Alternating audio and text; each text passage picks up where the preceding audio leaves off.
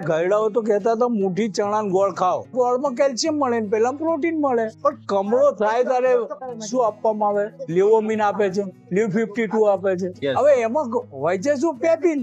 Okay પેપિન એટલે પપૈયાનો જ રસ. સૌરાષ્ટ્રમાં લોકો ફાફડા ખાય છે, ગાંઠિયા ખાય છે, ઓકે ચણા લોટનું ખાય છે. કેમ ખાય છે? સૌરાષ્ટ્ર લોકોને આપણા કરતા પણ વધારે કેમ? કારણ કે ત્યાં પથ્થરિયું પાણી, પચવાનું અઘરું છે.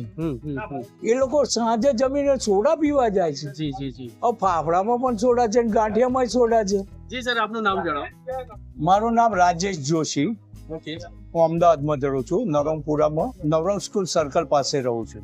અને સર, આ શ્રીરામના ખમણ વિશે આપને શું કહેવું છે? જ્યાં દિલ્હી ચકલા પર આવેલા છે, આ ખમણ એટલા સરસ છે કે વર્ષોથી એક જ ટેસ્ટ જળવાઈ રહ્યો છે, તેટલા માટે અમને ખાવાનું મન થાય છે.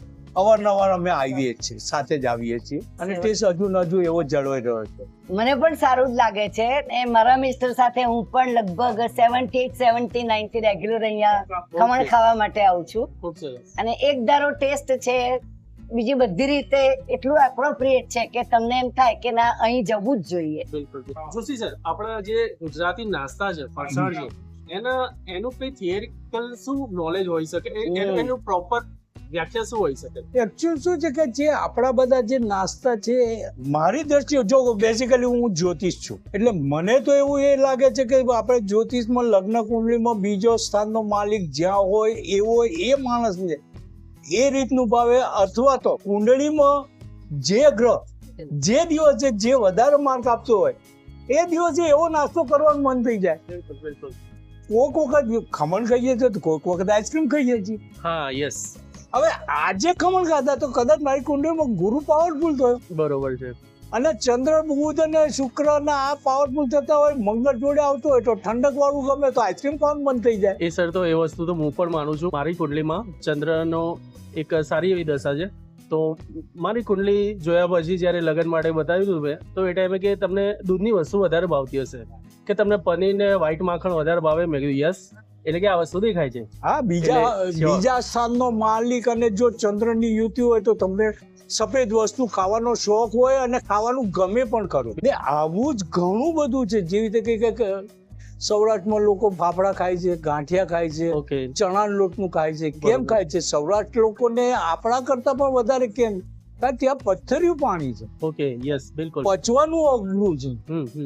એ લોકો સાંજે જમીને સોડા પીવા જાય છે. જી જી જી ફાફડામાં પણ સોડા છે, ગાંઠિયામાં સોડા છે, બિલકુલ. અને ચણા લોટનું એ છે. હવે ચણા લોટ એટલે લીવર નો કારક જ ગુરુ છે. Okay okay. એટલે લીવર જો તમારું પરફેક્ટ હોય તો ખોરાક પચી જવાનો છે. બિલકુલ.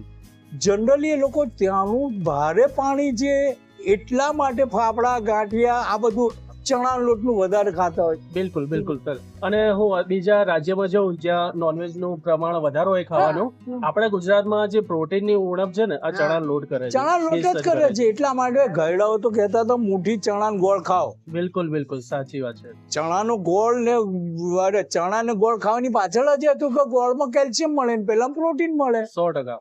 શેરડીના રસમાંથી જ ગોળ બને છે. બિલકુલ બિલકુલ. શેરડીના રસમાં હાઈ જ કેલ્શિયમ મળે છે. જી જી જી. એટલે જ આપણે જે આપણા ત્યાંના એના જે કોમ્બિનેશન બનાયા હતા એ એવા પરફેક્ટ બનાયા હતા. આપણે આ ખાઈએ છીએ, ફાફડાની જોડે ચટણી આપે છે, પપૈયાની છીણ આપે છે. પપૈયું પણ લીવર ને કારક જ છે. 100%. કમળો ક્યારે થાય? ગુરુ રાહુ ચંડાળીઓ હોય, એની પર ગોચરનો સૂર્ય આવે ને શનિની દ્રષ્ટિ પડતી હોય તો કમળો થાય જ.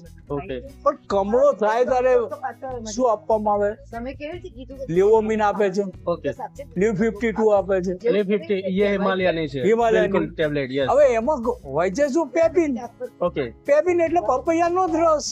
ઓકે.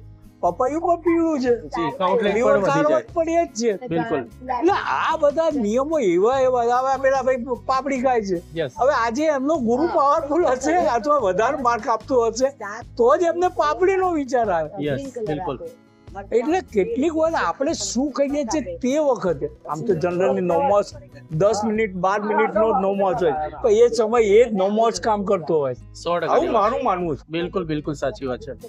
સર, આપણા યંગસ્ટર જે છે અત્યારે જંક ફૂડ તરફ બહુ વધી ગયા હવે છે. પણ એને લીધે તો લો બીપી, હાઈ બીપી, જાત જાતના પ્રોબ્લેમ, લીવરના પ્રોબ્લેમ, પ્રેશર, કિડની ફેલ થવાનું કારણ પણ એમાં જ છે, મેદો જ આવવાનો છે, બીજું ખાવાનું જ જી છે. જી જી સર આપની ઉંમર કેટલી હશે? મારી 72-73 વર્ષ છે, બરોબર રનિંગ છે.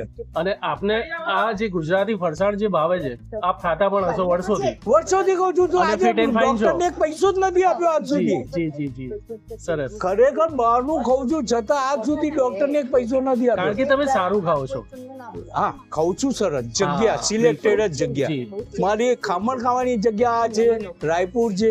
જી જી બિલકુલ નક્કી રસ્તા પર બીજું આલ્યું વાલ્યું કઈ નહીં ખાવાનું, જ્યાં Okay. ક્વોલિટી હોય ત્યાં ખાવાનું. 100%. ખાવાનું બહારનું ખરું પણ ક્વોલિટી જોઈને જ ખાવાનું. જી જી જી. અને જોશી સર આપનો આઉટફિટ એકદમ અત્યારે સાઉથ ઇન્ડિયન જેવો છે, તો આપ એના વિશે શું કહેવા માંગો છો?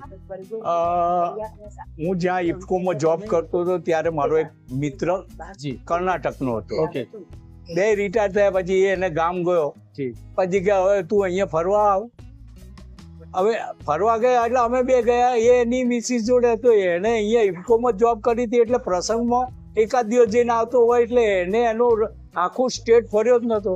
ઓકે અમે 4 વર્ષ 20, 22, 30 એવા દિવસો જોડે ફર્યા ત્યારે આ ડ્રેસની આદત પડી ગઈ. બિલકુલ બિલકુલ. અને હવે એ સારું છે. આદત પડ્યા પછી લાગે છે કે હવે એટલું કમ્ફર્ટેબલ છે બિલકુલ અને અહીંના એન્વાયરમેન્ટ પ્રમાણે તો ખરેખર કહું તો આ જરૂરી છે. પેન્ટ પહેરો જો તો અંદર સર્વોકેશન થાય છે. 100%. તમે નહીં માનો, લેડીઝ જ્યારથી પેન્ટ પહેરતી થઈ છે જી. ઇન્ડિયન, જી ઇન્ડિયન. ત્યારથી પીસીઓડી ના પ્રોબ્લેમો વધ્યા ઓકે છે. માર્ક કરજો, તમે કોઈ પણ ગાયનેક ડોક્ટર ને પૂછજો, જી જી જી યંગ લેડીઝ ને યંગ છોકરીઓને પીસીઓડી ના પ્રોબ્લેમ કેમ હોય? પેન્ટ પહેરે છે, જી આ બધું તો જકડાઈ જાય છે. 100% ની વાત છે. એના લીધે પીસીઓડી ના પ્રોબ્લેમ આવવાના જ છે. અને જોડે જોડે આ ફાસ્ટ ફૂડ ખાધું. હવે 4 દિવસમાં મહિનામાં 4 વખત તમે પીઝ ને પીઝા ને ચીઝ ને આ બધું ખાઓ. 100%. હવે એ આપણો ખોરાક તો છે જ ખોરાક નહીં. નથી બિલકુલ. એવી રીતે જ પહેરવેશમાં પણ આપણે એવી રીતે આ પહેરવેશ આપણા ઇન્ડિયન કલ્ચર માટે જૂના જે લેડીઝ હતા, જે ચણિયા ચોળી, ઘાઘરો, ચણિયો, સાડી પહેરતા હતા, એમને ગાયનેક રોગો ઓછા થાય છે. બિલકુલ અને બિલકુલ જેટલા પેન્ટ પહેરે છે લેડીઝ, એટલે આ બધા પ્રોબ્લેમો આવે જ છે.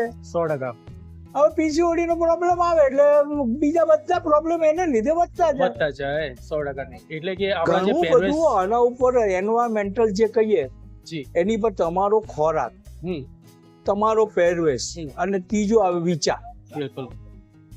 એટલે કે જો અન્ન એવો આવા હા અને એવો ઓડકાર અને મન. વ્યવહાર, તો 100%. એને લીધે તમારું બધું બગડે છે. બિલકુલ. અને પછી ડોક્ટરોનો તો મજા જ છે, એટલે એમને આપણા તો કેસ વધે, આમાં ફાયદો છે. બિલકુલ.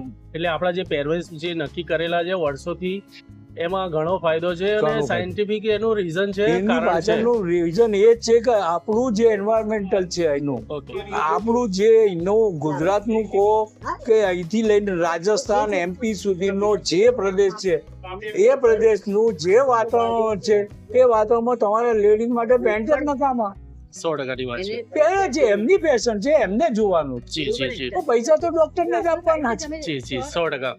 અને સર આપના જોડે વાત કરીને ઘણો આનંદ થયો. કોઈ ફૂડ વિશે કોઈ અલગથી કોઈ માહિતી આપવા ચાહતો હોય જે આપને માઇન્ડમાં હોય?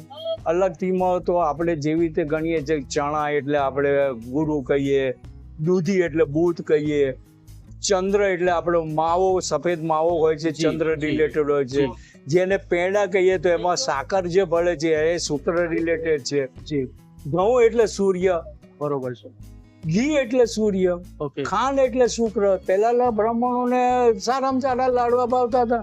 ઓકે એની પાછળ હતું શું? આ જ હતું સૂર્ય એટલે ઘઉંનો લોટ. જી એના પેડા ખાતા અને એના લાડવા ખાતા હતા, પેટ મજબૂત રહેતું હતું. હવે આજે કોઈને ઘી પચતું નથી, તે વખતે પચતું. કઈ જ પચતું હતું. પચતું હતું 100% ની વાત છે. કારણ કે એ પણ આજના જે આપણા ક્લાઇમેટમાં એ સારામાં સારો ખોરાક હતો, હવે બંધ જ થઈ ગયો. બંધ થઈ ગયો અને એમાં મિશ્રણ પણ એટલું થઈ મિશ્રણ ગયું. થઈ ગયું. હવે તમારું પચાવવાની તાકાત જ નથી રહી. લોકો અત્યારે ઘઉં ઓર્ગેનિક લઈને દળીને એને સાફ સફાઈ કરીને કોઈને કહીને ઇન્સ્ટન્ટ લેવું છે બધા. ઇન્સ્ટન્ટ લેવું એટલે ધીરે રહીને મોદી સાહેબ હા બીજું ફૂડમાં બાજરી ને રચકો ને આ તે જે કાઢ્યું, જી એ કાઢવાની પાછળ કારણ જ આ છે. બિલકુલ બિલકુલ સાહેબ સાચી વાત. મિલેટ શબ્દ કેમ લાયા? મેલ્ટ યસ કારણ કે ઓરિજિનલ તો આપણે એ જ ખાતા હતા. યસ કાકા કોદરી, જવ, બાજરી આ જ ખાતા હતા. ઘઉં તો પછીથી આયા. બિલકુલ બિલકુલ બિલકુલ એની પર પાછા આવું જ પડશે, કારણ તો જ શરીર સારું રહેશે. આપણા એન્વાયરમેન્ટમાં આ જ શરીર તમારું ઘઉંથી પણ બગડે. જી નો ડાઉટ અત્યારે ઘઉં બધાને પચી ગયા છે, બરોબર તો છે એને લીધે રોગ તો ઘણા આવવા માંડ્યા. બરોબર છે 100%ની વાત છે. એટલે જ મોદી સાહેબ જે મિલેટ્સ પર લાવવાનું કે છે એની પાછળ પણ કારણ આ જ છે બિલકુલ બિલકુલ કે બાજરી ખાઓ, કોદરી ખાઓ, બંટી ખાઓ, જુવાર ખાઓ.